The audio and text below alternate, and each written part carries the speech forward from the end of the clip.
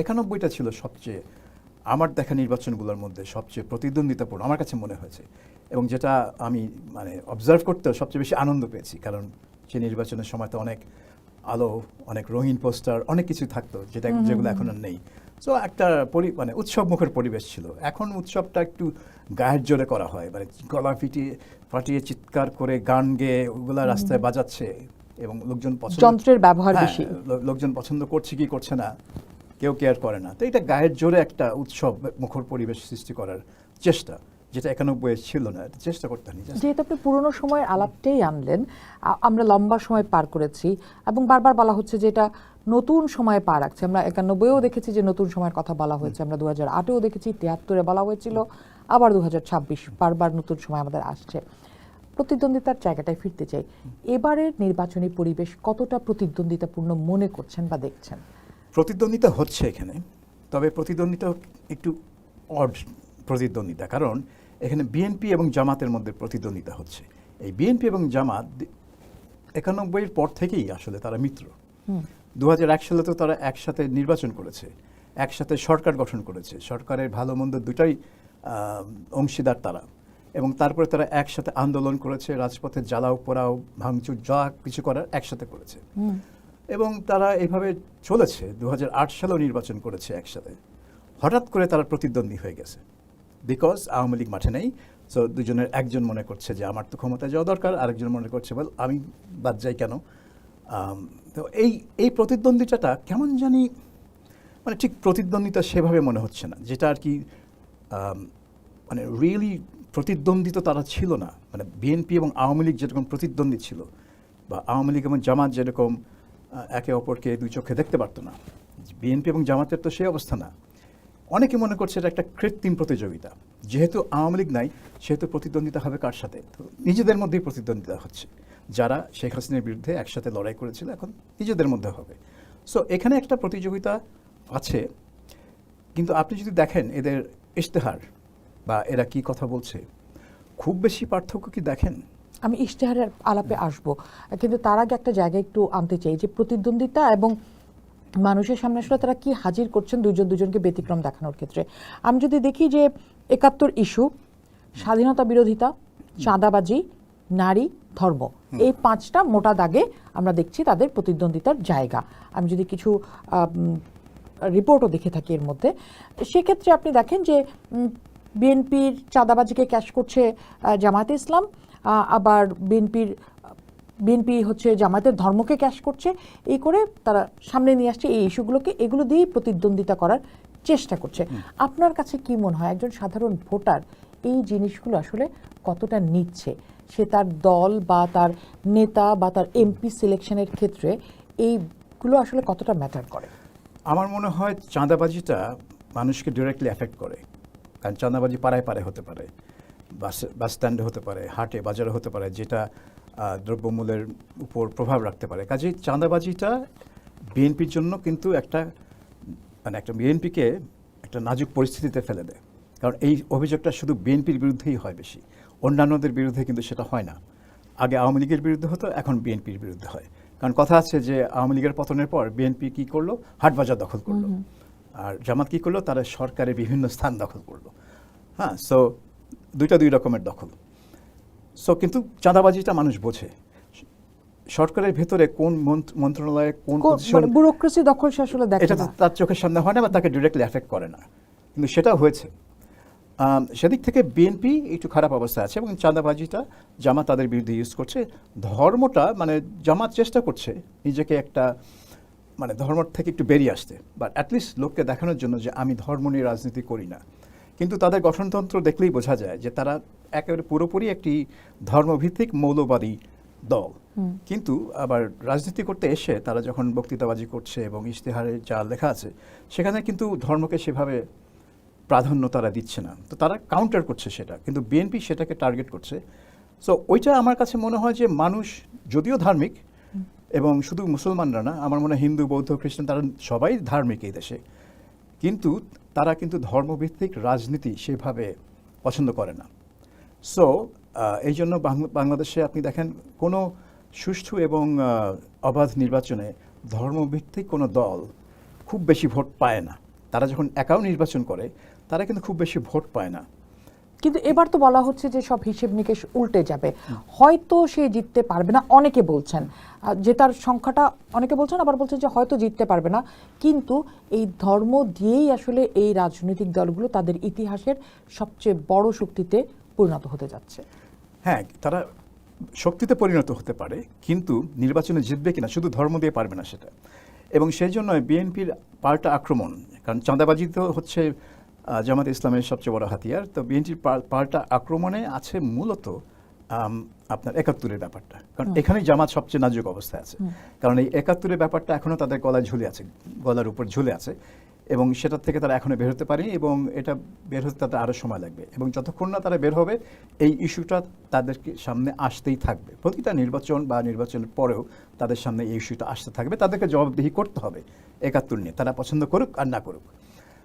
অন্যদিকে আপনি দেখেন এই যে নারীর বিষয়টা, এটা কিন্তু বিএনপি তৈরি করেনি ইস্যুটা, এটা জামাত নিজেই তৈরি করেছে। কারণ জামাত যদিও তাদের ইশতেহারে বলেনি যে নারী নেতৃত্ব থাকবে কি থাকবে না, এসব ব্যাপারে কিছু বলেনি। ইনফ্যাক্ট তাদের ইশতেহারে আছে যে স্থানীয় সরকারে তারা নারী নেতৃত্ব উৎসাহ দিবে। অথচ আল জাজিরার সাথে সাক্ষাৎকারে ডাক্তার শফিকুর রহমান, জামাতের নেতা, তিনি বলে বসলেন, মানে কি তিনি বললেন তার দলের নীতিটা তিনি ব্যাখ্যা করলেন যে ইসলামে নারী নেতৃত্বে কোনো স্থান নেই, অর্থাৎ তার দল ধর্মভিত্তিক, সেটাও তিনি স্বীকার করলেন, এবং তার দল নারী নেতৃত্ব মানে না সেটাও তিনি ঘোষণা দিলেন। কাজে এই নারী বিষয়টা তাদের সৃষ্টি, এবং এটার জন্য তাদেরকে অনেক বেকায়দায় পড়তে হয়েছে, এবং এমনও বেকায়দায় পড়তে হয়েছে যে তারা ডক্টর শফিক রহমানের এক্স অ্যাকাউন্ট হ্যাক হয়েছে বলে একটা গল্প স্টোরি একটা সৃষ্টি করলো। সেটা ঠিক কি বেঠিক আমি জানি না, এটার ভিতরে এখনো তদন্তে কি প্রকাশ পেয়েছে আমি ঠিক জানি না, আদৌ তদন্ত হয়েছে কিনা, আদৌ কোনো রিপোর্ট হয়েছে কিনা, কিন্তু ডেফিনেটলি তারা, কিন্তু সাধারণ মানুষের কাছে এই মেসেজটা গিয়েছে যে আসলে এই জামাত আসলে উদারপন্থী বাংলাদেশের পথে হাঁটবে না, এই মেসেজটা তাদের কাছে গিয়েছে।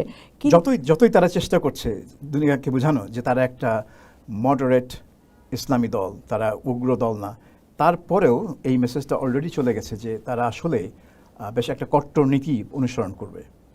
সো সেক্ষেত্রে আমি যদি একটু বলি যে এই দুই জায়গায় বিএনপি তাদের নিজেদের লোক বা তার ভোট ব্যাংক ছাড়াও ফ্লোটিং ভোটারদেরকে টানতে পারবে তাদের দিকে। জামাত তার মতো করে তার ভোট ব্যাংক ছাড়াও ফ্লোটিং ভোটার যারা আছে, যারা এখনো সিদ্ধান্ত নেননি যারা কাকে ভোট দিবেন, এর বাইরে তো একটা বড় অংশ আওয়ামী লীগের ভোট।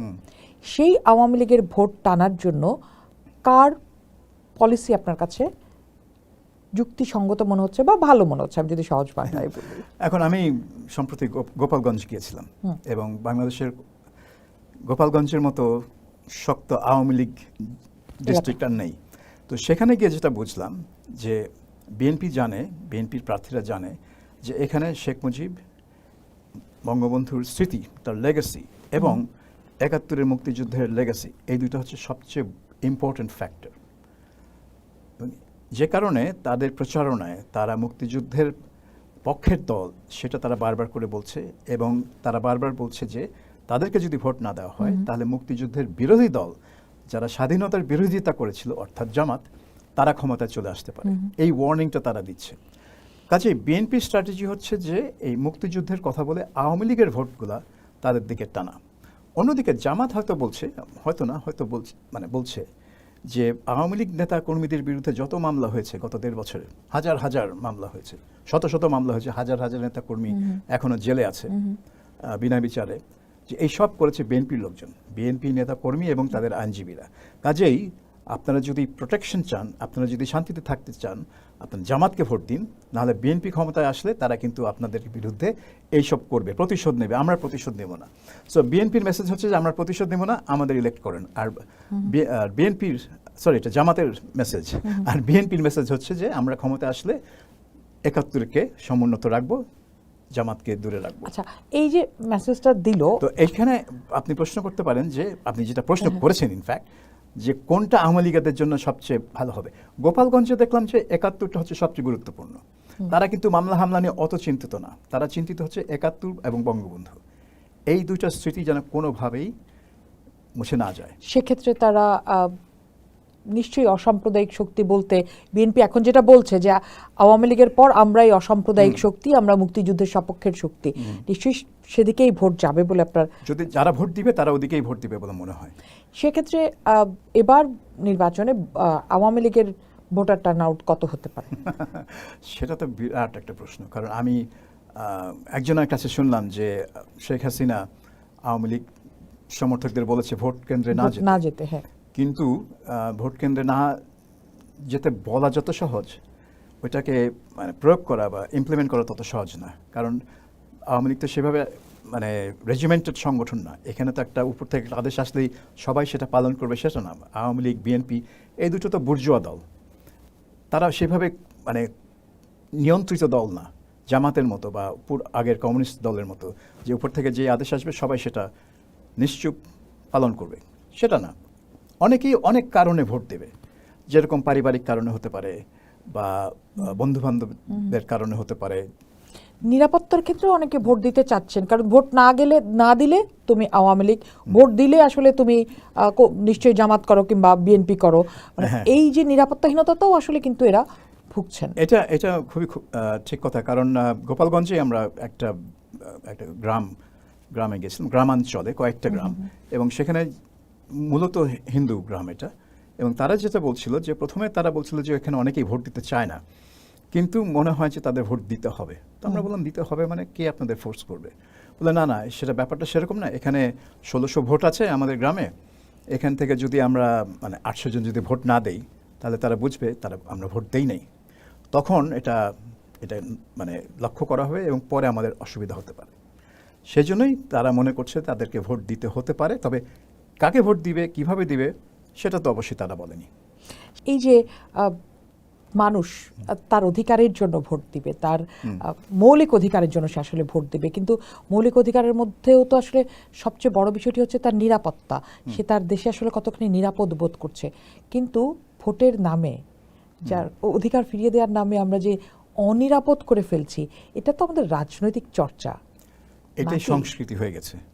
এবং এই সংস্কৃতি আপনি শুধু আইন করে এটা দূর করতে পারবেন না। শুধু এটা নিয়ে একটা লাইন আপনার জুলাই সনদ বা এইসবে একটা লাইন লিখে দূর করতে পারবেন। এটা একটা চর্চার মধ্যে থাকতে হবে। কিন্তু এই চর্চাটা তখনই হবে যখন আপনি এই জিনিসটাকে কঠোরভাবে নিয়ন্ত্রণ করবেন। এখন এই কঠোরভাবে নিয়ন্ত্রণ করতে হলে এটা নিরপেক্ষভাবে করতে হবে, নির্মোহভাবে করতে হবে।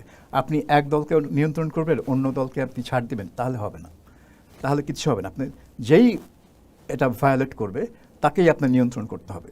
এখন সেটা বাংলাদেশে হয় না। বাংলাদেশে যেই সরকারি ক্ষমতা থাকুক তাদের দলের লোকজন অনেক কিছুই করতে পারে এবং পার পেয়ে যায়।